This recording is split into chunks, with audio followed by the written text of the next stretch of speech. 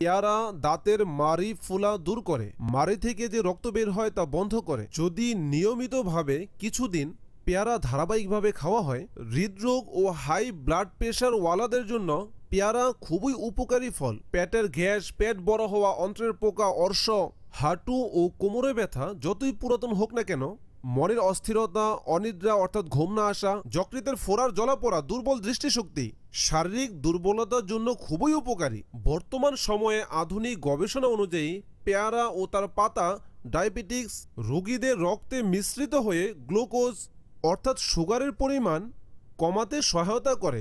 এমনকি পেয়ারাতে মজুদ fibre, protein আর vitamin ওজন কম করার ক্ষেত্রে খুবই উপকারী। এখন শুনুন গলার সমস্যা ও কাশির চিকিৎসা। তাজা ও পাকা সতেজ পেয়ারা নিয়ে আটার খামিরের মধ্যে রেখে কিছুক্ষণ সময় আগুনে রেখে দিন। যখন আটা লাল হয়ে যাবে তখন পেয়ারা বের করে খেয়ে নিন। কিছুদিন ব্যবহার করুন, ইনশাআল্লাহ গলার সমস্যা, কণ্ঠনালী আর পুরাতন কাশির এটা কার্যকরী চিকিৎসা।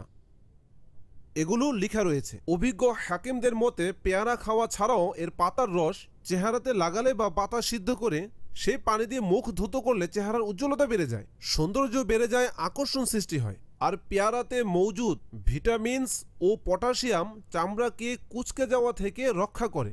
বৃদ্ধদের চামড়া কুঁচকে যায়, তো পেয়ারা খেলে কুঁচকানো দূর হয়। বিশেষজ্ঞদের মতে চামড়া অর্থাৎ স্কিন রক্ষা ছাড়াও পেয়ারা হজম শক্তি বৃদ্ধি করতে, ব্লাড প্রেশার নর্মাল রাখতে আর ওজন কম করার ক্ষেত্রেও সহায়তাকারী হতে পারে।